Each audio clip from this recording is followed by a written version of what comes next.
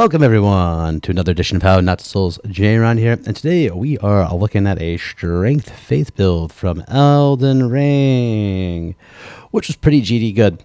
Side note, this is a post 1.14 post build, where heavy weapons got a lot of decent buffs. So, plenty of damage to go around with this build.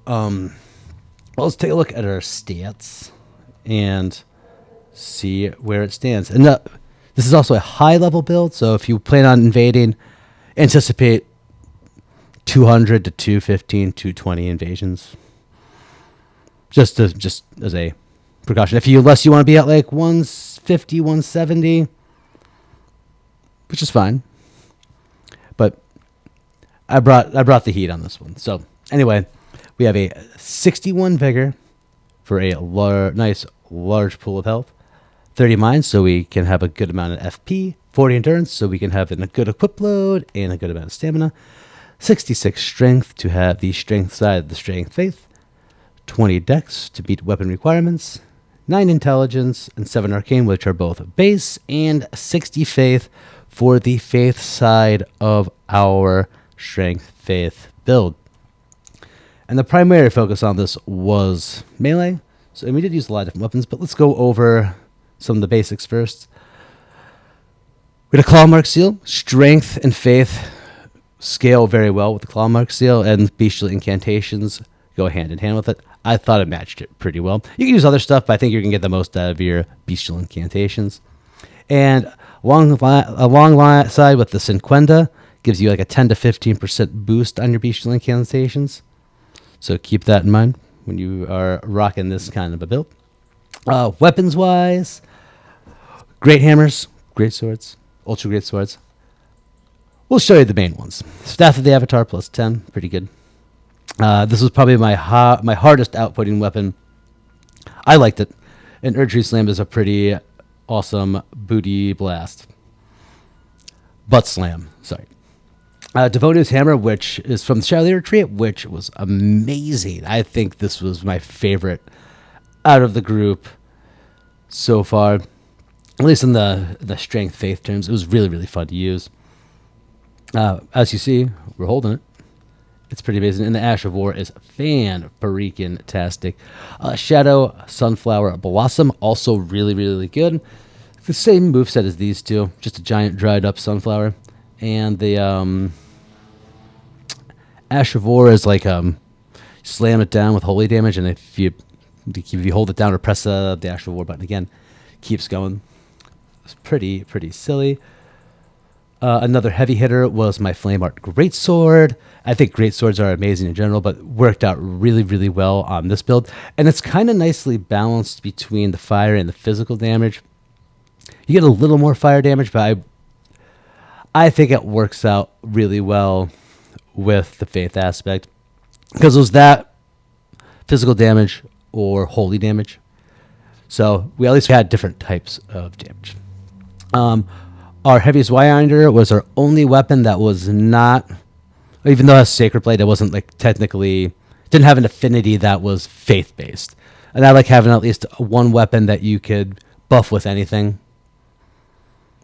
That's always a good thing. So you have, at least you have like a bit of variety. If you have a weapon, like a enemy that's strong against fire and holy, you could use some blood grease, you could use some magic grease, you know what I mean, you get the idea. Malekith's Blackblade, which I always think is a winner, but also we didn't get it till later because we the way we played it out, we did the DLC before Farum Azula. So basically we just got that towards the end of the game. But I do think Malekith's Blackblade is a very, very good weapon. Ordervis's Greatsword was another weapon I used quite a bit. Really good. It's the same thing as Devonia's Hammer, just in great sword form. I think it moves well. For it's just amazing. It's a great sword, you know. Great swords are really good in this game. And who doesn't like that? Who really does not like that Ash of War? It does a lot of damage. It does a lot of poise damage too. I think the Blasphemous Blade is also something worth having on a Strength Faith build, or even like a Casting Faith build, just because it has that amazing Ash of War that can bring you back health, and it does a lot of damage. And I mean, great swords, like I said, all around are really good to have. And it has fire damage. Who doesn't like that? And our last weapon of note would be the Claymore, which I actually had as a fire Claymore with, I can't think of the name of the Ash of War, but it's the fire giants hunt one that you get in the DLC. It worked out really well. I always have the Claymore. These actually are two consistent weapons I tend to have in there. And also, Shazam, our fire flame art Knight Rider glaive. I almost said a whole bunch of different words that were the same but in a different order. Always a winner in my eyes, especially with the scaling and B scaling in faith and the D scaling in strength. For our armor, I thought, we do not want this one.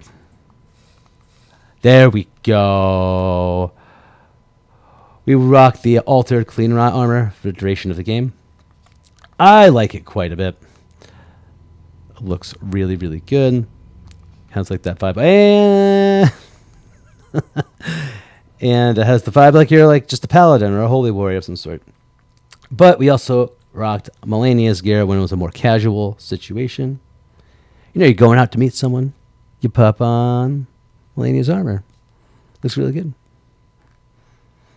Doesn't make sense, but you know what I mean. But yeah, and so our talismans. So our talismans kind of like shifted in this way and that. The main ones that I used were the Erdtree's favorite +1 I had for the majority of the game. Two-handed sword talisman, Bulgo's talisman with extra poise, obviously for the extra two-handed damage. Shard of Alexandria I think goes well on any build. This is because you're going to be using Ashes of War at some point, and it does boost up your Ashes of War. Very good. The Godfrey icon is something else I also had on there for charge spells and skills. Faithful's Canvas Talisman, which I didn't go get the one from Homeboy and Gowry and Kaled. I didn't get the other one. That's supposed to be in place of that. That and so this. I used a Jump Talisman as well. And early game, I used the Two Fingers Heirloom. Oh, and we had when we had equip load issues, we used the Great Arsenal's Jar. And sometimes we have stamina issues, we would use two-headed turtle or the Green Turtle Talisman. For your consumables, be whatever you want. Knives, cookeries, greases, bombs, whatever. Oh, pots. Hefty pots. Regular sized pots. Whatevs. They can be what you want to be. So for our incantations, we stuck with the bestial side of things. I thought it complemented everything really well. Considering too the Clawmark Seal does scale with strength as well as faith. So we're getting a lot of damage out of our incantations. I think so I used Bestial Sling, Beast Claw, Garink's Beast Claw, all of them, but my favorite was Stone of Garink. A, it's a projectile. B, it does a lot of damage. And C, it made me feel like the Incredible Hulk hurling boulders at people. It was amazing. Black Flame's Protection for increased physical damage negation.